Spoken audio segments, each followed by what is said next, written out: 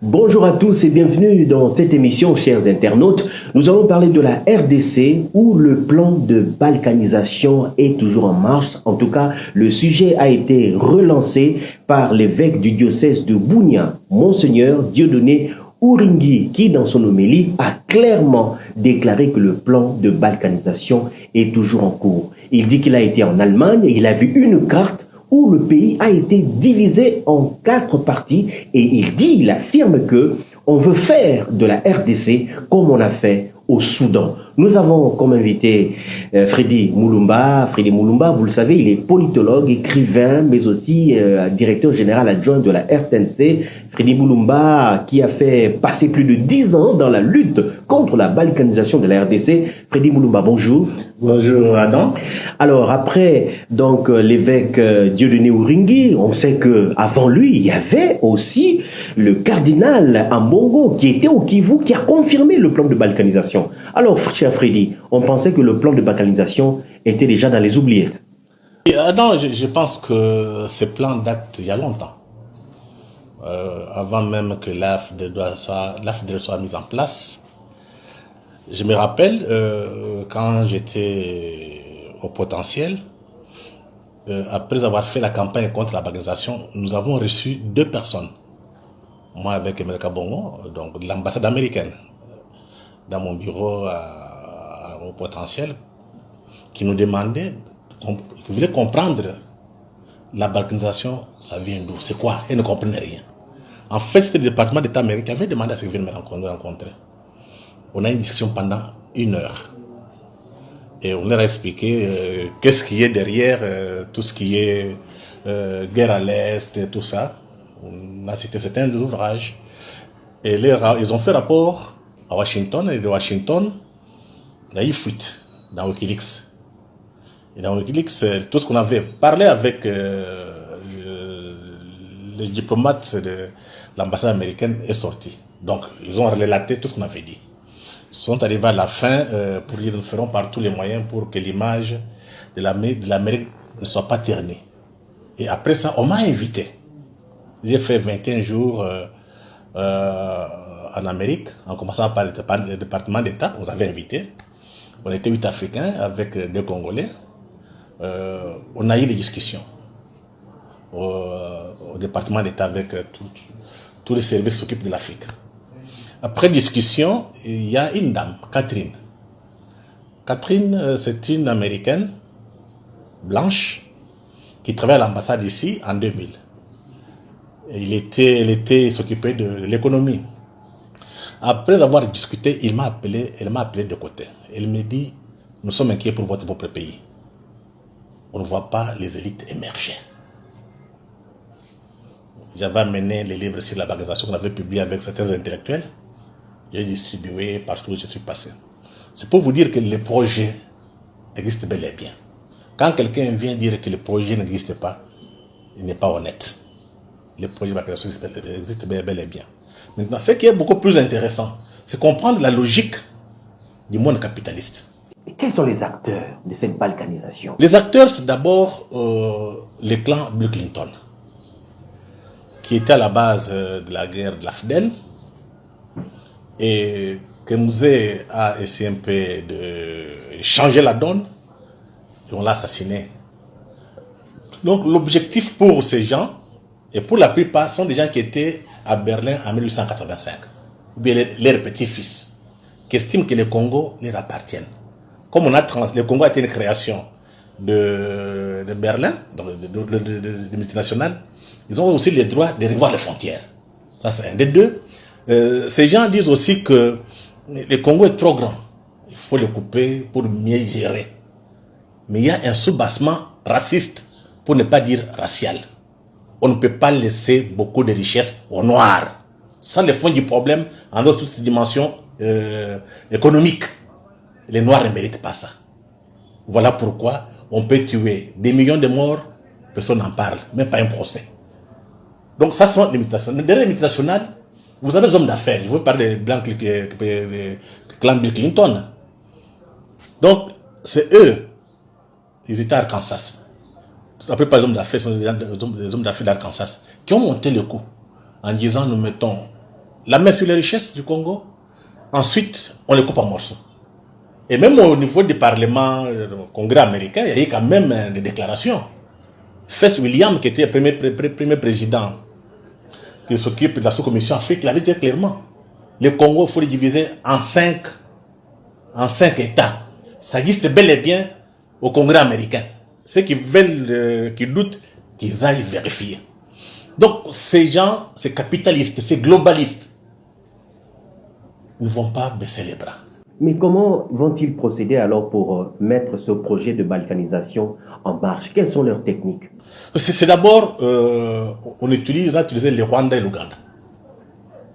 Les Rwandais et l'Ouganda en disant que c'est un problème Banyamulenge, un problème ethnique, mais ils ont profité de ça pour greffer sur ce conflit afin d'occuper.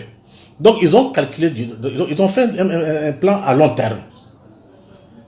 Les Rwandais, l'Ouganda, mais des complices congolais. Il dit des complices congolais. Je pense que M.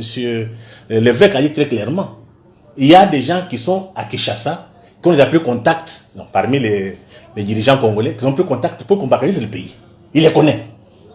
Donc il y a le Rwanda, l'Ouganda, les complices congolais, mais aussi au niveau des médias. Je ne sais pas si vous vous rendez compte. Comment expliquer qu'il y a des problèmes à Kinshasa? Nos médias sont ailleurs. Et on tue des gens à Béni. Tu vois pas dans les médias. Parce que la plupart des médias ici sont financés par Soros avec aussi ça. Il n'y a pas seulement que Soros avec aussi ça. La plupart des ONG, des fondations qui financent nos médias ici, sont au service de la balkanisation. Comment ils procèdent? Ils se taisent. Quand il y a des questions, on ne parle pas. Mais il y a aussi les médias traditionnels. Je vous prends l'exemple de la RTNC. Je suis ici. Il y a des coins, il n'y a pas de la RTNC. Vous partez vers Kamina, ni la radio, ni la télévision. C'est pour qu'avec le temps, les gens oublient qu'il y a un État central à Kinshasa. En oubliant, parce qu'on ne voit pas la télévision nationale, ni la radio, ils oublient et on va leur proposer, faites cela, acceptez Kinshasa est très loin, parce que leur discours. Mais ils sont soutenus par les fondations qui financent les médias. Que ce soit maintenant les médias publics, que ce soit les médias privés. C'est comme ça qu'on sait que on ne peut pas comprendre qu'un pays soit attaqué, vous avez la télévision nationale, il n'y a rien. Il y a un problème. Est-ce que vous avez vu un État, des hommes politiques congolais se lever pour dire ça ne marche pas, il faut discuter sur ce qui se passe à l'Est? Rien du tout. La complicité est tellement grave. Je pense qu'on est arrivé à un niveau tel que on ne doit pas baisser les bras. C'est un combat. Justement. Mais... un combat de la liberté. Donc, qu'est-ce qu'il faut faire maintenant pour sortir de ce plan de balkanisation qui date depuis longtemps, vous l'aviez dit, mais ça continue, ils ne vont pas baisser les bras. Comment faut-il s'en sortir? 3 choses. 1. Il faut dénoncer tous les complices. Ils sont connus. Je pense que l'évêque l'a dit. Au lieu de se taire, il faut les dénoncer. Qui va les dénoncer? Mais c'est ça le problème. L'évêque connaît, non? Mais il n'a pas cité les noms. Effectivement, il faut qu'il ait le courage de dénoncer ces politiciens qui sont complices. 2. Il faut que les médias soient réformés. Je dis, il faut que les médias soient réformés, en commençant par les médias d'État. Parce que quand on dit médias d'État, bien médias publics, c'est un média qui défend la patrie. Et quand vous voyez les médias de la patrie, les médias nationaux qui défendent la patrie, il y a un problème. Donc il y a comme ça quelque part. Parce que le seul média qui doit défendre le Congo, c'est le RTNC. Vous regardez la télévision, rien. Dans la radio, il n'y a rien. Comment expliquer ça? Donc il ne faudrait pas encore porter des gants. C'est question, soit on perd le pays, soit on le récupère. Et troisième chose, tu vois, il faut qu'il y ait des associations. Parce que ces gens travaillent sur le temps.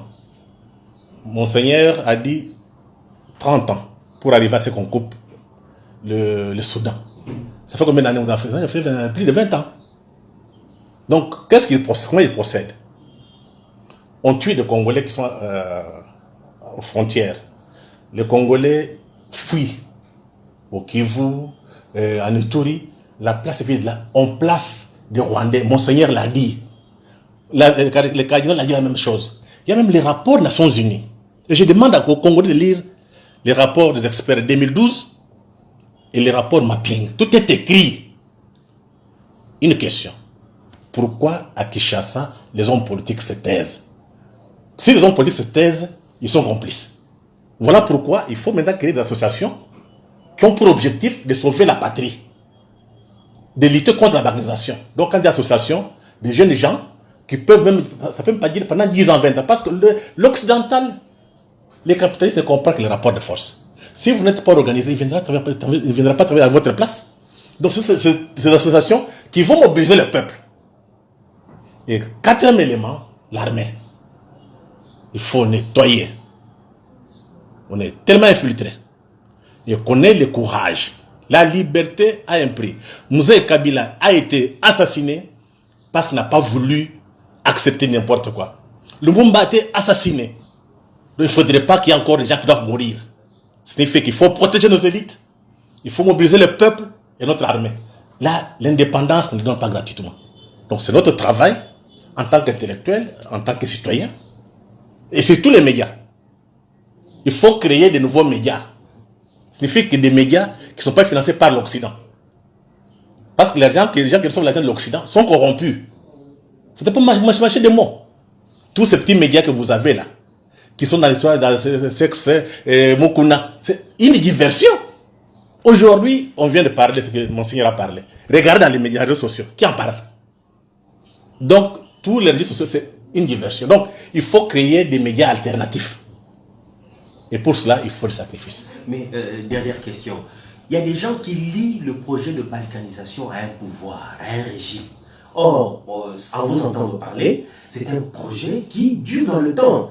Donc, ça ne dépend pas d'un individu qui arrive au pouvoir ou d'un président quelconque.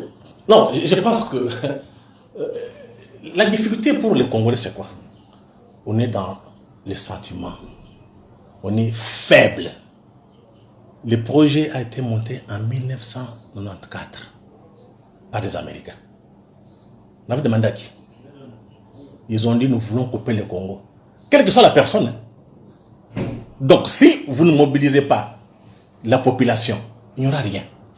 Donc qu'on ne puisse pas parler des individus. Parce que ce discours-là est tenu par nos ennemis. Ils tiennent ce discours pour nous diviser. Donc, il faut qu'on soit très prudent. Qu'on soit très prudent. On tient ce discours pour diviser. Donc il ne faut pas les écouter.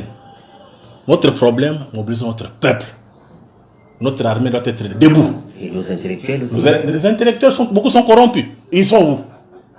Ils sont où? Ce sont des gens que les Blancs ont fabriqués, formés, pour soutenir leur propre projet. Par contre, ce sont ces intellectuels-là qui vont aller avec les Occidentaux pour balkaniser. Un exemple. Nous, on a écrit un livre sur la balkanisation avec un intellectuel congolais, professeur au Canada. Le même professeur a été récupéré par Kagame. Il a écrit un livre intitulé Du paradoxe congolais au miracle rwandais. Oui, il montre à Kinshasa, il n'y a rien. Donc il a trahi. Ce sont des traîtres. Et pour cela, il faut que la jeunesse comprenne. C'est pour la jeunesse. Hein. D'ici 20 ans, 30 ans, ceux qui ont 20 ans auront 50 ans. Ils seront dans quel état? Mais aussi interpeller ceux qui disent politique. On va laisser notre pays dans quelles conditions? Les générations qui viendront vont vivre où? Voilà aussi l'interpellation de Monseigneur. Oui. Et ça demande que les jours aujourd'hui, tout le monde doit être debout. Commencez d'abord par s'organiser. On parle en désordre. S'il y a plusieurs associations, avec comme objectif, non à la banalisation. Parce que la plupart des associations qu'on a sont financées par les ONG internationales. Au Filimbi, il y a encore ce soir de Lucha. C'est pour nous embrouiller. Comme les enfants n'ont pas le sens de l'histoire, on les manipule. Donc on ne porte plus des gants. C'est question de vie ou de mort. Merci beaucoup, merci. Nous retiendrons dans ce que l'évêque a dit. Il a dit, si nous ne faisons pas attention, nous allons être esclaves dans notre propre pays. Une phrase que vous avez l'habitude de répéter d'ailleurs. Disons merci à tous ceux qui nous suivent et merci à vos remarques, à vos suggestions, à vos encouragements aussi. Au revoir et à la prochaine. Nabiso Congolais, car on sait